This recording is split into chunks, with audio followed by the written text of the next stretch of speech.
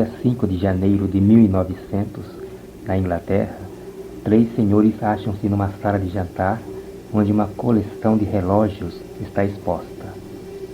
Aguardam George, o dono da casa, que os convidara para jantar. No entanto, George não está presente, aborrecendo os seus convidados. Um deles, que usa barba, olha insistentemente para o seu relógio de bolso, esquecendo-se dos relógios que enchem a sala. Num dado momento, a governanta de George entra na sala e entrega uma carta ao Sr. James Philby. É uma carta de George, na qual ele pede que o jantar seja servido, mesmo em sua ausência. Quando a mulher, já idosa, está saindo para trazer as iguarias, eis que surge George, todo machucado e com as roupas rasgadas. Logo é ajudado por seus amigos. À mesa, ele inicia a narração do que acontecera. No último dia do ano de 1899, George e seus amigos estão reunidos na mesma sala dos relógios. Aquele deseja mostrar-lhes alguma coisa. Uma caixa negra repousa sobre uma mesa. Inquirido pelos amigos, George diz que o que está na caixa tem relação com o tempo. Os seus amigos logo imaginam que se trata de um novo tipo de relógio. O homem de barba até lembra que a marinha está necessitando de um relógio mais preciso. James Philby interrompe-os, dizendo que acredita que George não esteja se referindo a um novo relógio. George confirma a suposição de Philby e fala que quando disse tempo, aludir à quarta dimensão. Explica que a quarta dimensão é de difícil compreensão, porque não é palpável, como as outras 3. Philby completa dizendo que a existência da quarta dimensão é apenas teórica. Pede a George que lembre as dimensões conhecidas. O homem de barba adianta-se e comenta que isso é coisa que se aprende na escola primária. Um outro, então, pede a este que explique as dimensões. O homem de barba levanta-se e inicia a explanação. Quando anda para frente e para trás, é uma dimensão. Quando faz o mesmo para a esquerda e para a direita, é outra. E, finalmente, quando se levanta e se abaixa, é uma terceira. Apontando para a caixa na mesa, diz que ela é tridimensional, porque possui altura, comprimento e largura. George, nesse momento, pega a caixa e pede a esse seu amigo que a segure. Abrindo-a, ele retira dela um objeto estranho à primeira vista. Todos elogiam a criação de George, mas enfim perguntam-lhe o que é aquilo. George coloca o modelo na mesa e diz que é a máquina do tempo. Seus amigos naturalmente não compreendem. Ele tenta fazer-se entender, complementando que é uma máquina de viajar no tempo. Descreve o objeto. Há uma grande roda côncava dourada na traseira. Na frente, um painel cilíndrico. Contém todos os comandos da máquina, destacando-se uma alavanca, que manipulada para trás, leva o viajor temporal para o passado, e se empurrada para frente, leva-o para o futuro. Dependendo da rapidez com que é acionada a alavanca, viaja-se com maior ou menor velocidade pelo tempo. No centro da tal máquina, há um assento onde, logicamente, irá o viajante. George pega um dos charutos do seu amigo de barba, incrédulo, e dobra-o 2 vezes, fazendo-o adquirir a aparência aproximada de um homem sentado. Então, coloca-o no seu modelo. Avisando que perderá o modelo para sempre caso a experiência dê certo, George empurra a pequena alavanca para a frente, o que faz a grande roda traseira girar. Neste instante, os seus amigos sentem que tudo treme, principalmente o lustre e as taças com bebida que seguram. A máquina continua funcionando, até que há um breve tremeluzir sobre ela e, num segundo, o modelo desaparece com o charuto. George, entusiasmado, afirma que a experiência foi bem sucedida. Os seus amigos dizem que aquilo não passou de um truque. Perguntam a George onde está a máquina. George responde dizendo que ela está ali mesmo, mas em uma outra época, talvez 100 anos na frente. Todos continuam descrentes. Contudo, considerando tudo verdade, Indagam sobre o valor comercial da máquina de George. Este diz que não pensou nisso. Um de seus amigos até propõe entrar em contato com o governo por George, pois o exército está precisando de inventores como ele. Enfim, os amigos de George lembram-se de seus compromissos de fim de ano e despedem-se dele. Neste ínterim, George já pensa em testar a máquina verdadeira naquela noite. Quando pensa que está só, detrás de uma poltrona surge Philby. Este está preocupado com George e pergunta-lhe o motivo de tanto interesse pelo tempo. Inicialmente, George responde com um por que não, mas acaba confessando que não gosta de sua época. Philby então pergunta-lhe se gostaria de ser um romano ou viver no mundo dos faraós. George diz preferir o futuro. Philby, já se retirando, fala prometer não sair de casa aquela noite. George promete não passar pela porta de sua casa e ainda desculpa-se por não ter sido muito amável. Convida Philby e os outros para jantar em sua casa na sexta-feira, 5 de janeiro de 1900. Após a saída de Philby, George anota o compromisso no calendário e escreve uma carta. Pergunta a sua governanta se não vai festejar o ano novo. Ela diz preferir deitar e deseja boa noite a George. Este se dirige ao laboratório, trancando-se lá. No laboratório, George vê-se diante de sua fantástica invenção. Aproxima-se dela e retira-lhe uma peça, sem a qual a máquina não pode ser posta em funcionamento. É uma espécie de chave. Liga o esmeril após acender uma vela e arremata a peça. Depois disso, ele a põe em seu lugar original. Um pouco hesitante, George se senta no assento da máquina do tempo. À sua frente está o painel, que apresenta 3 mostradores ovais de cores diferentes. No primeiro estão os meses, no segundo os dias e no terceiro os anos. George vacila em manipular a alavanca que possibilita a viagem temporal. Porém, vence a indecisão, empurrando-a lentamente para frente. No teto do laboratório há uma claraboia, por onde George observa o céu. Quando liga a máquina, percebe que tudo à sua volta some parcialmente, mas o céu continua invariável. Interrompe a viagem. Não nota qualquer transformação no laboratório após a breve experiência. Contudo, o seu olhar para em algo que comprova o êxito dela. Lembra-se que o relógio marcava 6h35 quando iniciou a viagem temporal, e agora, vendo-o, verifica que marca 20 para as 8. Também observa que a vela que acendera está algumas polegadas mais baixa. Pegando seu relógio de bolso, que estivera com ele na máquina do tempo, George vê que, para ele, só se passaram 2 segundos. Sente-se encorajado e inicia uma nova viagem, agora com mais rapidez que antes.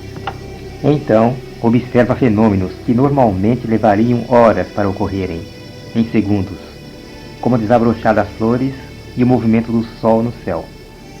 Também vê os ponteiros do relógio correrem tresloucados e a vela diminuir rapidamente. De frente à casa de George há uma loja, em cuja vitrine está um manequim feminino, que exibe sempre a última moda em vestidos. George, curioso por saber até onde as mulheres permitiriam que as saias subissem, acelera sua máquina e vê a indumentária do manequim ser rapidamente trocada, ao mesmo tempo em que nota folhas nascendo e morrendo, maçãs surgindo, ficando verdes e amadurecendo nos galhos de uma macieira. Pela claraboia enxerga em segundos o poente e o nascente, bem como a sucessão dia e noite. Considera o manequim da loja como seu companheiro de viagem, pois, como ele, não envelhece, apesar do passar dos anos. George olha para o painel e vê os anos se sucederem rapidamente. Subitamente ele vê tábuas serem pregadas nas janelas de sua casa. Para no ano de 1917, para saber o que acontecera. Na penumbra, George percebe a sujeira em que está mergulhado seu laboratório. Decide ir para fora da casa. Retirando algumas tábuas que obstruíam a saída, George vê-se no quintal, e, encontrando seu relógio de sol fora do lugar, acerta-o. Indo para a rua, assusta-se com os primeiros automóveis que ali trafegam. Um carro preto para diante da loja do manequim. Dele sai o militar, que George pensa ser Philby, chegando mesmo a chamá-lo pelo prenome, James. Naturalmente, o homem não compreende o que se passa e pergunta a George se este se refere a ele. George insiste, perguntando ao militar se ele não o reconhece. Finalmente, a situação fica clara quando o homem de uniforme supõe que George deva estar confundindo-o com seu pai. George, entendendo o que acontecera, interroga o militar sobre o seu pai. O homem informa-o de que seu pai morrera na Primeira Guerra Mundial. George, logicamente, não sabe de que guerra o militar fala. Este, perplexo, lembra ao seu interlocutor de que estão em guerra com os alemães desde 1914. George diz que estava fora como desculpa e pergunta sobre o morador da casa da frente. O filho de Philby diz que ele desapareceu na virada do século, que seu pai foi quem ficou responsável por sua casa, não permitindo que ela jamais fosse vendida, pois vivia dizendo que o seu dono voltaria algum dia. O militar termina dizendo que o povo local acredita que ela seja mal assombrada. Enfim, pergunta quem é George. Este laconicamente diz que é um estranho que conhecera seu pai. O filho de Philby acha que George não se sente bem e oferece-lhe uma xícara de chá. George diz que está bem, com que o homem se despede e entra na loja. George, pasmo, atravessa a rua em meio aos automóveis que passam e volta à sua casa para uma nova excursão pelo tempo. Empurra a alavanca da máquina para a frente e avança muitos anos no futuro. Durante a viagem temporal, observa o manequim ter suas roupas mudadas em instantes. De repente, a calma que prevalecia é quebrada por explosões e ruídos estranhos. George para no ano de 1945 e, pela claraboia, enxerga dirigíveis de aviões bombardeando a cidade. Decepciona-se com os homens, que insistem em praticar a guerra, agora com máquinas voadoras. No momento em que sua casa é atingida por uma bomba, ele se salva saindo daquele ano e avançando mais alguns. Enquanto viaja, George vê as paredes de sua casa desaparecerem e assim vê-se ao ar livre. O céu cintila. Em menos de um segundo é noite e dia. Os seus olhos veem prédios serem erguidos rapidamente. Num determinado momento, ouve um som agudo e resolve saber do que se trata, interrompendo a viagem em 1966. George acha-se numa praça onde pessoas correm em pânico, enquanto uma sirene soa. Na confusão, George ainda consegue ver uma pedra, sobre a qual está uma placa que homenageia o seu amigo Philby, por sua dedicação a ele, George. Um velho na rua manda todos irem para os abrigos. George corre até ele e percebe que é o filho de Philby, que vira em 1917. O velho ordena-lhe que vá para os abrigos, pois os cogumelos logo aparecerão. George pergunta-lhe sobre a sirene. O velho responde que serve para alertar jovens distraídos como ele. George pergunta-lhe se não o reconhece. O velho, a princípio, não se recorda de já ter visto aquele homem, mas aos poucos a sua memória traz os acontecimentos de 49 anos atrás de volta. Percebe que George não envelhecera e que suas roupas continuam as mesmas. George diz que seria uma longa história explicar-lhe tudo. Conta ao velho de sua admiração com o progresso da humanidade. O velho, vendo o perigo iminente, abandona George. Há uma explosão atômica. George vai para a praça e testemunha com tristeza a destruição da cidade, que certamente representava muitos anos de progressos da humanidade.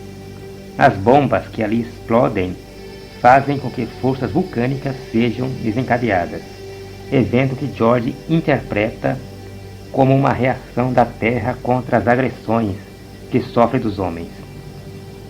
A lava, então, arrasta automóveis queimados e derruba as construções. George corre para sua máquina, a fim de escapar de ser enterrado pelo magma.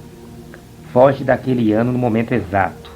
Todavia, fica aprisionado durante milhares de séculos no interior de uma montanha magmática. Somente dezenas de milhares de anos depois é que George volta a ver a luz novamente.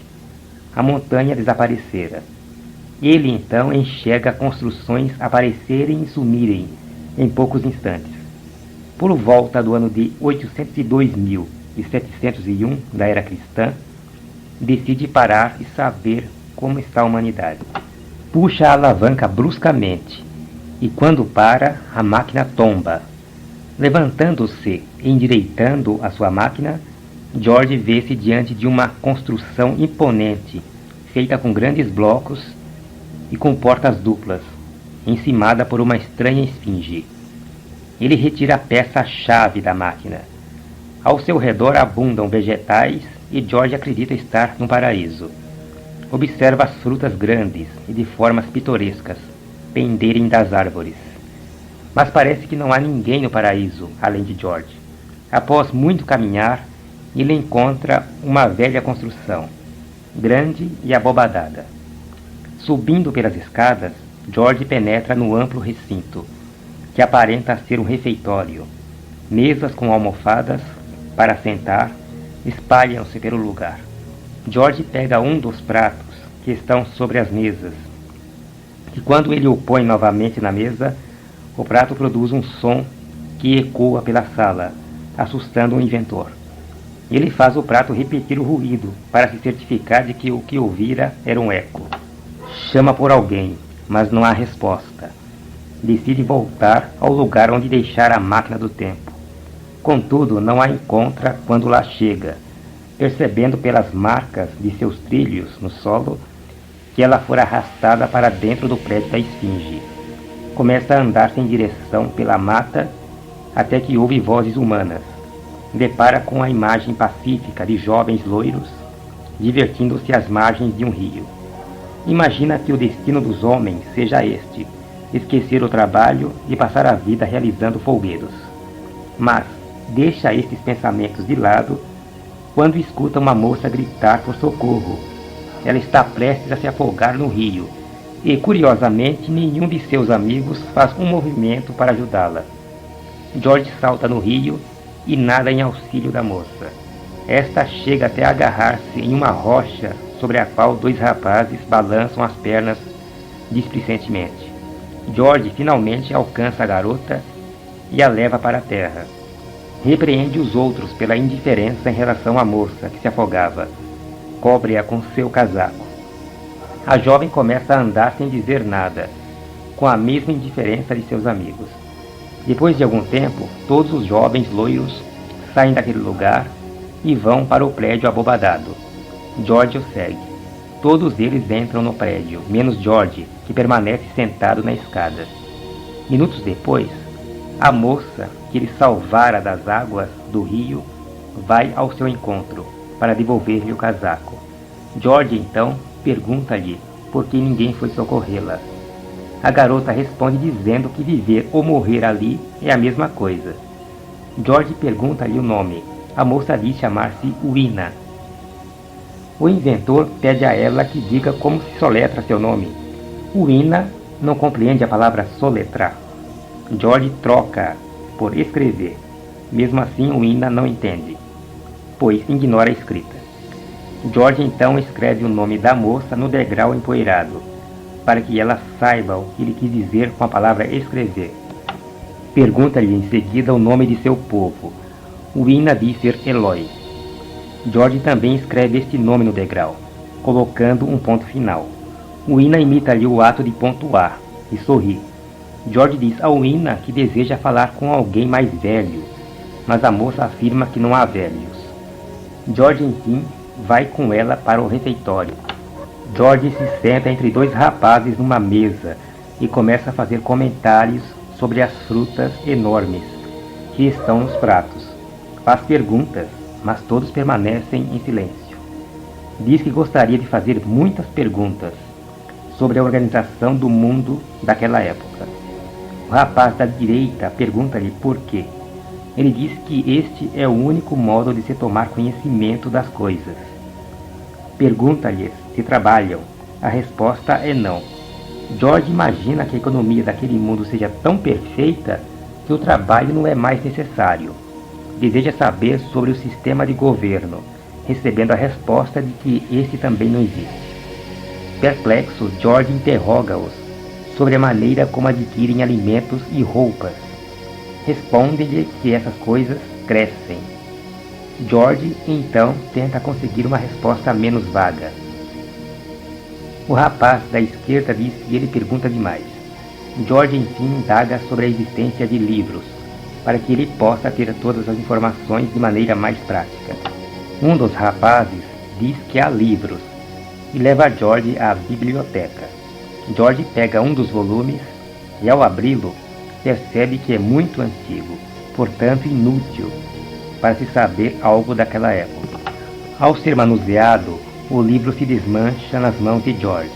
Este irado pergunta ao rapaz que o trouxera ali o que foi que fizeram com a cultura. O rapaz não entende a ira de George, que então começa a derrubar os outros livros da estante.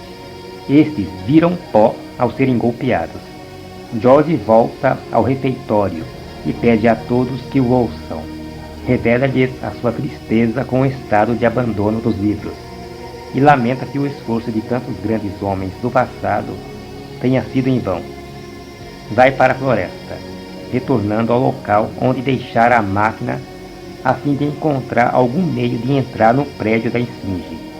Arrebenta uma pedra nas portas metálicas, sem qualquer resultado. Um movimento na mata chama a atenção de George. Figuras monstruosas observam-no. Percebendo o perigo que corre, George risca um fósforo, com que afugenta as criaturas. Ele nota que há alguém atrás da vegetação. George se aproxima e agarra a pessoa, que não é ninguém menos que Uina. George pergunta-lhe o que foi fazer ali. A moça diz que ficou preocupada com ele e indaga de onde veio George. Este diz que é dali mesmo, porém de outra época. Começa a descrever a sua casa, localizada onde é agora o prédio da esfinge. De repente, um dos monstros agarra Uina e a carrega para dentro da mata. George corre para salvá-la, conseguindo tirar Uina das mãos do monstro, que a moça diz ser um Morlock. George e Uina reúnem gravetos para fazer uma fogueira, pois George já notara que os Morlocks temiam fogo. Uina, quando vê a chama arder, conta a George que nunca vira coisa assim. George, enfim, interroga Uina sobre os Morlocks. Ela diz que são eles quem dão comida e roupas para os Eloi. George fica feliz em observar que Uina, e provavelmente todo o seu povo, conserva a característica que distingue o homem dos outros animais, o auto-sacrifício. Refere-se ao fato de Uina ter saído da segurança que tinha no prédio abobadado para se encontrar com ele. George desculpa-se por ter sido rude com os Eloi. Uina pede a George que volte com ela para junto dos outros jovens, porque já está anoitecendo. George diz que precisa ficar para achar um meio de entrar no edifício da esfinge. Uina decide ficar com ele. Os dois dormem ali. Quando George acorda no dia seguinte, não encontra a moça. Procura por ela, achando-a num lugar repleto de cones, que são passagens para o mundo subterrâneo. George ouve o som de máquinas trabalhando e pergunta a Uina quem as faz funcionar. Ela não sabe, pois nunca esteve lá embaixo.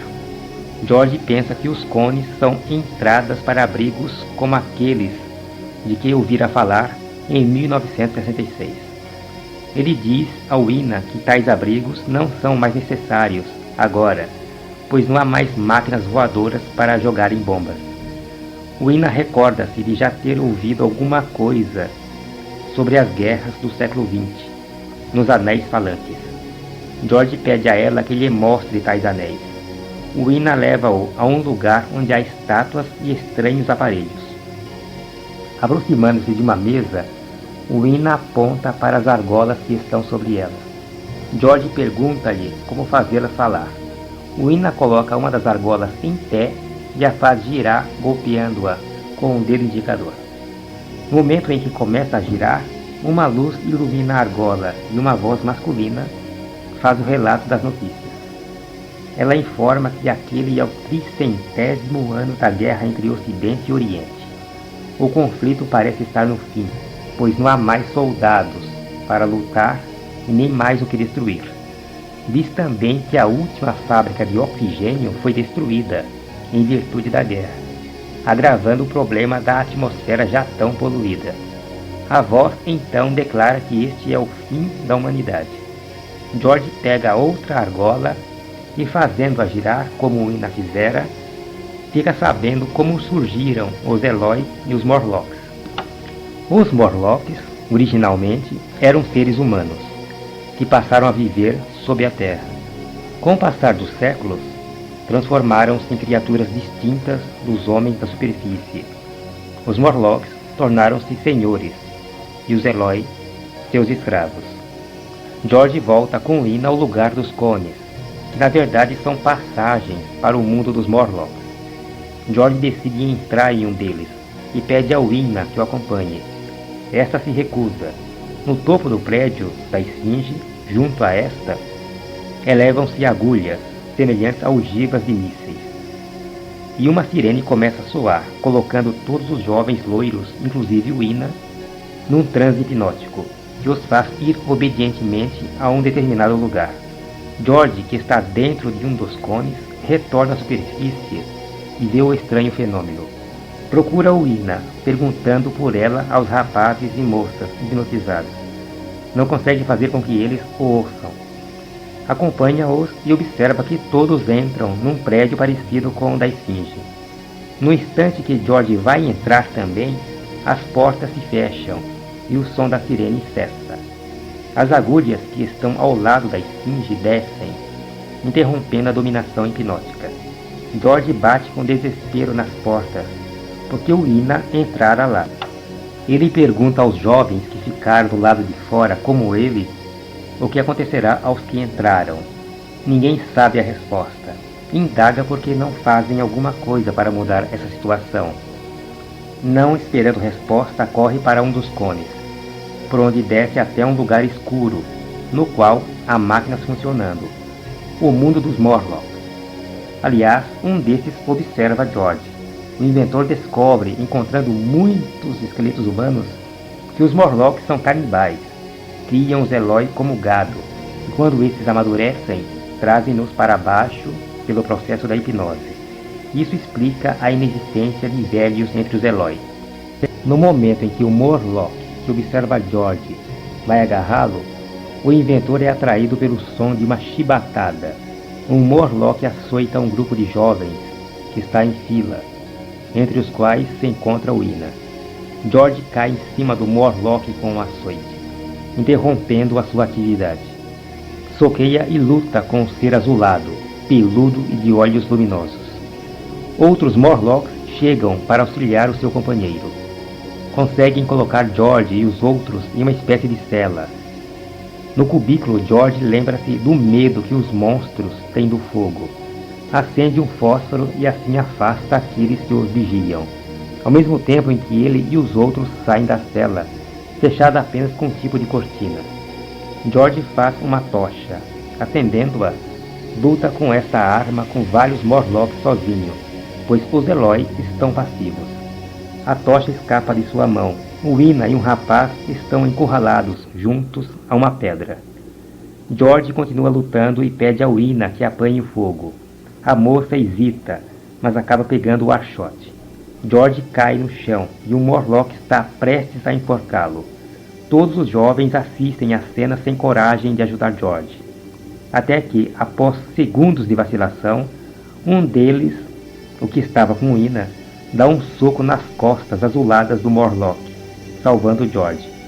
A partir deste ato, os Eloi começam a reagir contra os Morlocks. George é o seu líder. O inventor manda-os ir para a saída.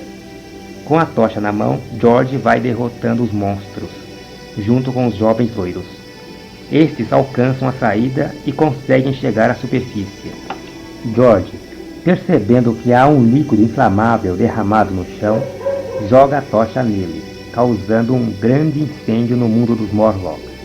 Na superfície, todos se rejubilam com a vitória. George manda todos jogarem gravetos nos cones para aumentar o incêndio. Há explosões e os cones afundam na terra. Em seguida, uma explosão maior faz com que toda aquela área desabe para dentro da terra, destruindo o mundo dos monstruosos Morlocks. George manda os jovens irem para o rio. Com a revolução, termina a vida ociosa dos heróis. Agora terão de lutar pela sobrevivência. George e Uina se encontram. George lhe expressa o desejo de levá-la para sua época, após dizer se sentir deslocado naquele mundo, mas reconhece que Uina se sentiria do mesmo modo no seu tempo. A moça pergunta se na era de George há alguém como ela. George diz que não. Uina também indaga sobre a mulher do inventor. George afirma não ter mulher. Uina então pergunta-lhe como as mulheres usam o cabelo em sua época. George fica embaraçado, diz que elas o usam alto. Uina arruma os seus cabelos do jeito que George diz. Ela pergunta-lhe se o penteado é daquela maneira e pede a ele para lhe mostrar o jeito correto. Quando George se aproxima dela, a moça vira-se rapidamente, olhando nos olhos do inventor. Dá-lhe uma flor. Neste momento há mais uma explosão e todos veem a esfinge ser destruída. George e todos os jovens correm para aquele prédio, encontrando-o de portas abertas. George assim vê novamente a sua máquina do tempo. Imediatamente ele vai até ela, chama Uina para vir com ele, mas a moça hesita. Subitamente as portas se fecham. Uina corre e bate nelas, tentando abri-las, desesperadamente. Dois rapazes ajudam-na, porém sem sucesso. No interior do prédio, George é atacado por Morlocks. Consegue acomodar-se na máquina, colocando a peça-chave na mesma. Trava uma luta com os monstros, empurra a alavanca para a frente e vê o corpo de um Morlock que matara ser rapidamente decomposto. De repente lembra-se de que está indo para o futuro, quando deveria ir para o passado. Puxa a alavanca para trás e os anos retrocedem velozmente no painel, até os seus mostradores registrarem a data de 5 de janeiro de 1900. Quando George para, vê-se no quintal de sua casa. Encontrando a porta fechada por dentro, quebra um dos seus vidros para abri-la. Ao entrar na casa, acha seus amigos e a governanta esperando-o para jantar. Após contar-lhes sua aventura pelo tempo, percebe que não acreditam na história. Como prova de suas palavras, entrega a Philby, conhecedor profundo de botânica, a flor que Uina lhe dera. Philby afirma desconhecer a espécie dela, mas seus amigos continuam descrentes. George compreende dizendo que até para ele é difícil acreditar que tudo aquilo aconteceu. Os seus amigos se retiram. Quando Philby se despede de George, ouve deste um adeus e um agradecimento por ter sido sempre um amigo dedicado.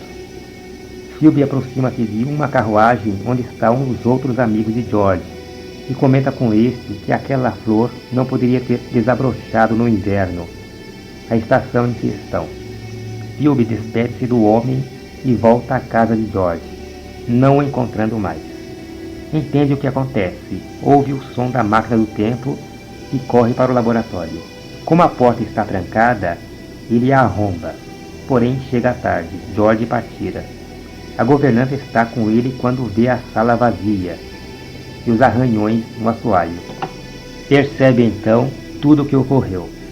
George teve que arrastar a máquina para seu lugar original, com o fito de aparecer ao lado de Uina quando voltar. Conta isso à governanta, lembrando que George não é homem de partir sem levar algo, ainda mais quando vai construir uma nova civilização para si e para os Eloy. Pergunta à governanta se não está faltando nada na casa. Vasculhando com o olhar a biblioteca, onde está com Philby, ela nota a falta de 3 livros. Não sabe quais são. Philby diz que não importa, apenas indaga a mulher que livros ela levaria. Por fim, A governanta pergunta-lhe se George voltará algum dia. Philby diz que não sabe, entretanto afirma que ele tem todo o tempo do mundo.